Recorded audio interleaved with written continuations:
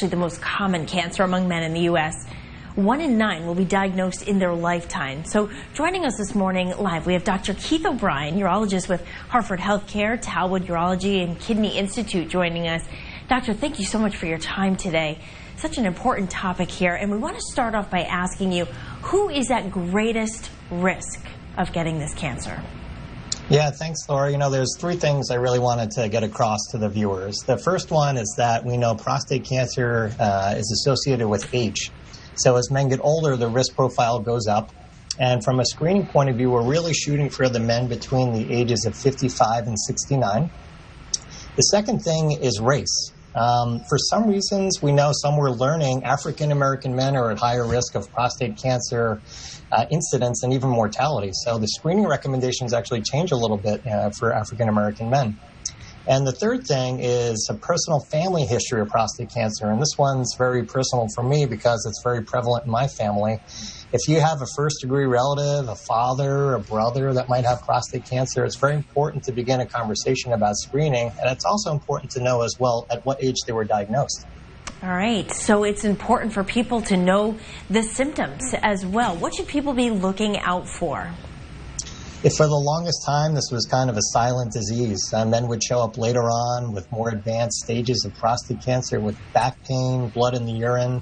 Probably the biggest thing to note is the change in your urinary symptoms, specifically maybe voiding more frequently at daytime or nighttime. I'd watch out for. All right, and I know that it can be confused with an enlarged prostate and prostate cancer. How do you know the difference? It's a great question. We know as men get older, the prostate gets bigger. Women go through menopause and men get bigger prostates.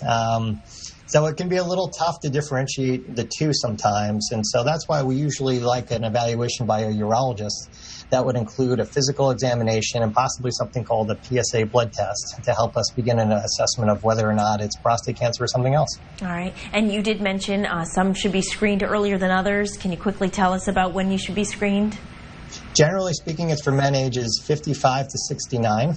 We can go a little older for healthier men. We can go a little younger for certain higher risk groups. People I mentioned that may have a family history of prostate cancer, African-American men, even people in your family that have other types of cancers we're learning, like breast cancer, pancreatic cancer, might have a relationship. Wow. Okay. And what about treatment options if somebody is diagnosed? It's not necessarily a death sentence, is it? No. Most prostate cancer is slow growing. They're turtles. We're talking 15, 20-year disease, of which in our field we call that active surveillance. We'll keep an eye on them. But there are a lot of exciting treatment options through Hartford Healthcare's Talwood Institute, including surgery and radiation. And it'd be something we'd like to begin a discussion with patients about if it comes to that. All right. And you mentioned, some races may be more susceptible to this, some people who have it in their family. What do you want people to know who are watching this right now? I think that prostate cancer screening has been very controversial. If you put it in Google, you'll find a lot of various and conflicting things about it. I think that it ultimately comes down to a discussion with you and your doctor about what's important to you and how you'd like to proceed. And there's a lot of options available that we would recommend. All right, and look for those symptoms as you were mentioning. Don't ignore them. Doctor, I want to thank you so much for joining us. Thank you. Thank you for having me, Laura.